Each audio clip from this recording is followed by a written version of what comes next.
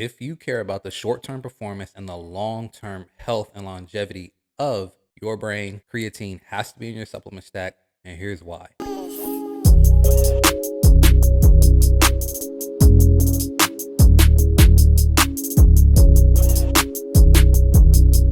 What's up and welcome to the channel. My name is Montel Harden, certified personal trainer, strength and conditioning, and nutrition coach since 2017. Over that time, we've helped over 700 men and women drop body fat, improve their overall health, improve their performance, their energy levels, and everything that we're going to talk about here in this video. And every single video we post here is just to help you kind of with the tools and the tricks that we've been able to use with them, kind of passing it off to you and helping you do the same thing. So your brain on creatine. Exactly what is creatine? So it's going to be a compound your body first off naturally makes. A lot of people kind of think of it as a steroid, or that's how it's been thought of in the past. I think that's kind of going away, but a lot of people that probably don't watch videos like these probably still kind of consider it a steroid, and a lot of people also confuse it with creatinine, which is something completely different. That's where the kind of kidney myth comes from, that it affects your kidneys negatively. Creatine and creatinine are two different things, two different compounds. Just wanted to kind of clear those aspects up. You also have trace amounts of creatine inside different proteins, your steak, your fish, chicken, and essentially in a nutshell, it supplies energy to your brain. And it does this by the production of ATP, or adenosine triphosphate. Now you probably feel like you're in, 7th grade science class, but ATP production, which is the primary energy currency for our brain, is produced in higher quantities at a more efficient rate with the existence of creatine inside our bodies. That energy boost leads to improved memory, improved focus, then just your overall cognitive performance. It also, and I think that this is where we are in terms of like really seeing its benefits, it also has a ton of neuroprotective properties. It protects brain cells from damage due to reducing inflammation, reducing oxidative stress, both things that are large contributing factors to certain neurological disorders like Parkinson's, dementia, Alzheimer's. So that's pretty groundbreaking when you hear about the things that I just listed in terms of the neurodegenerative disorders and how they really haven't had a legitimate cure, a legitimate fix, and there's not even necessarily a lot of understanding around them. But what the scientists, what the studies do agree on is that creatine is a positive in terms of maybe improving these things, but most definitely defending against them. And to me, that's big, especially since it's such an unknown when it comes to the brain in general, but especially those neurodegenerative disorders. So let's dive into the studies. A study in the Journal of Neuroscience found that creatine supplementation improved cognitive function in older adults. It actually involved 120 participants, so a pretty good sample size, between 60 to 80 years old, and they were given creatine or a placebo. The creatine group had significantly better scores compared to the placebo group in cognitive tests. Now you might be thinking, I'm not 60, 70, 80, or you could be, but I'm just looking at the demographics of, people who watch here. And most of you guys are actually between 35 to 50. So you might be thinking that this doesn't necessarily apply to you, but no, that is not the case at all.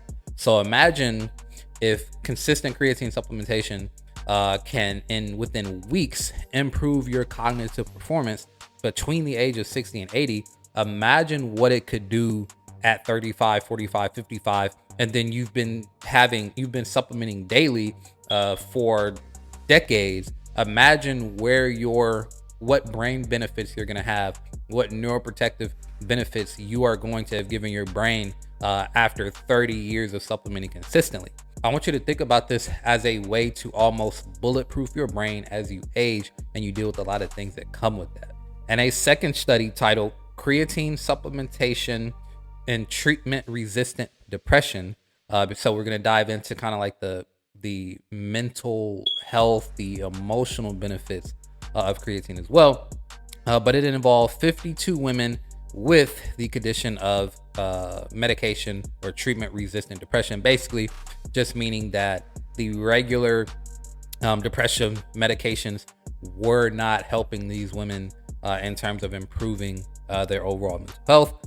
But once again, they were divided into two groups. You got the creatine group, the ones that supplemented, and then you have the placebo group.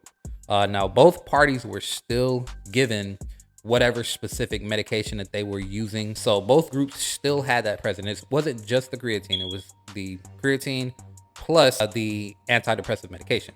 But the group that used the creatine showed a 50% improvement in depression scores.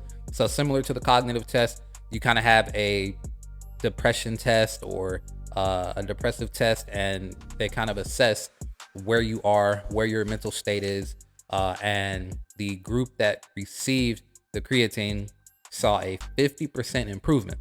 Now, the funny thing is the group that had the placebo actually showed a 20% improvement. And that kind of just shows the power of the brain. It shows the power of just honestly having hope when it comes to relieving depression or mitigating depression. A lot of times, just having hope that things will get better can itself improve depression and other anxiety, other mental health issues. So that's that's why I talked about not really just truly understanding how the brain operates, because there is no reason scientifically that the placebo group should have had a 20% increase in depression scores or 20% decrease in depression scores, but yet they did. And a lot of that is honestly due to the unexplainable. Like I said, having the actual hope that you might be getting better due to this treatment helped out a lot of patients. But that's huge. In our society, depression is on the rise, anxiety is on the rise. A lot of mental disorders are starting to plague more and more people. I think it's just due to more, reclusive nature that we've kind of built in over the last few years since 2020. Might be due to social media, could be due to the economy, whatever the case may be. More people are starting to deal with these kind of mental health disorders. And if you can simply supplement something like creatine, along with obviously other different factors that you might need to, take action in your life, it could be something that improves your overall mental health as well, if it's something that you've been dealing with. I'm not going to get up here and tell you about the benefits and the positives without going over the, side effect aspect of it. I don't want to gloss over that, because I do know that this is something that people have kind of, when you hear about it, unless you're like a bodybuilder or something like that, you're typically going to hear about all of the side effects. A lot of times, even if you talk to like your regular primary care physician, they're probably going to talk about the side effects of it.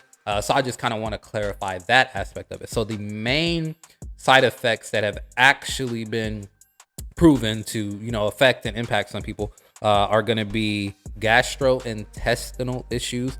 So basically just, not necessarily digesting well, muscle cramping, dehydration, which kind of could be a result of the muscle cramping, and then just skin issues, which probably are going to be a result of the gastrointestinal distress that it could put you under. Now, these are just side effects that a decent enough amount of people have experienced to say that it can cause that, but it doesn't necessarily mean that that's going to happen for you.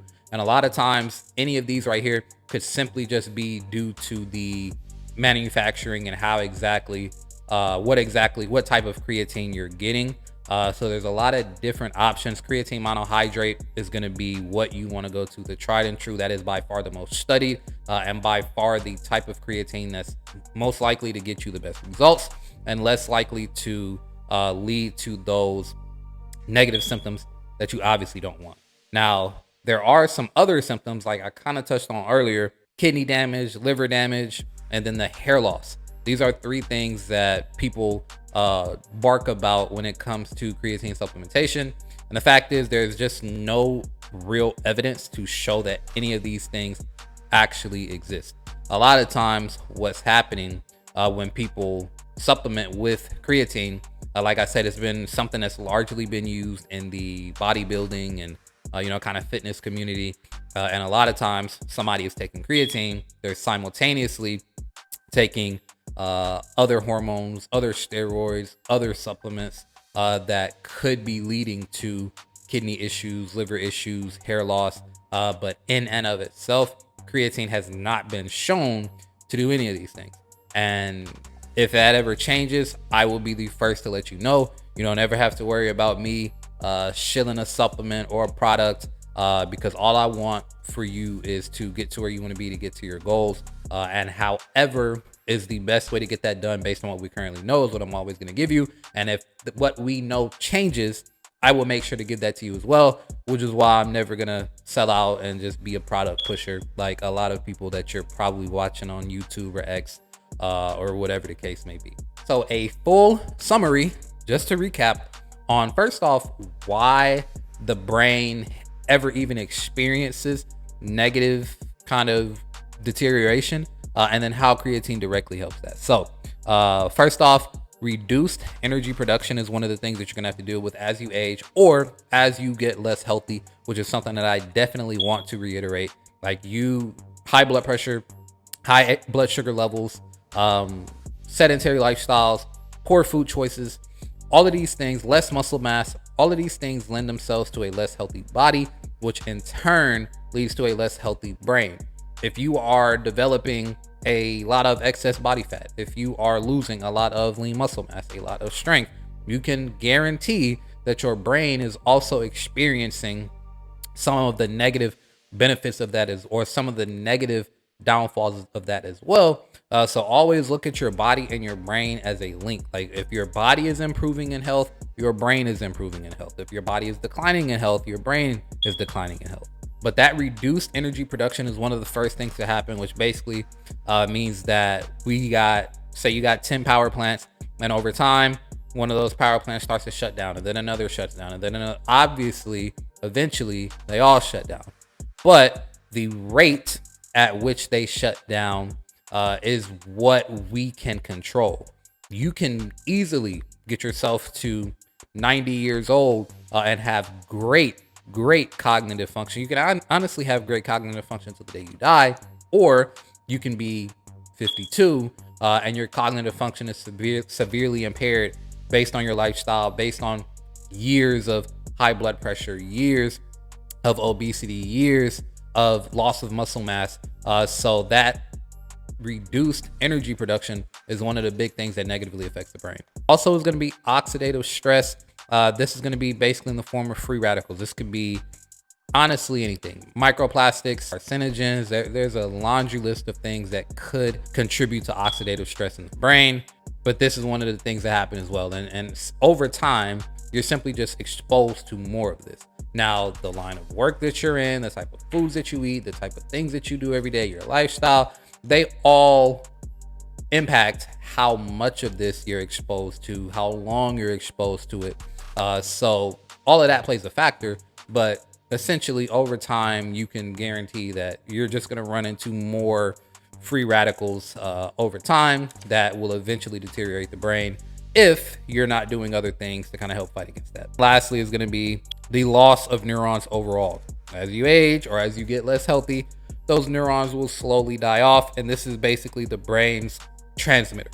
This is a lot of times when you have, things like Parkinson's and other neurodegenerative issues, a lot of times it's going to be due to a lack of the brain's ability to transmit data from one thing to the next. That could simply be memory recollection. That could simply be taking your hand and being able to smoothly and efficiently grab a cup or a bottle or whatever the case may be, which is often why a lot of times people that deal with dementia or Alzheimer's also have impaired performance in terms of their physical ability just to do simple things, because the brain link to the hand and the arm to reach out and extend and grab something is severely impaired because of the lack of neurons, and that's why it impacts that.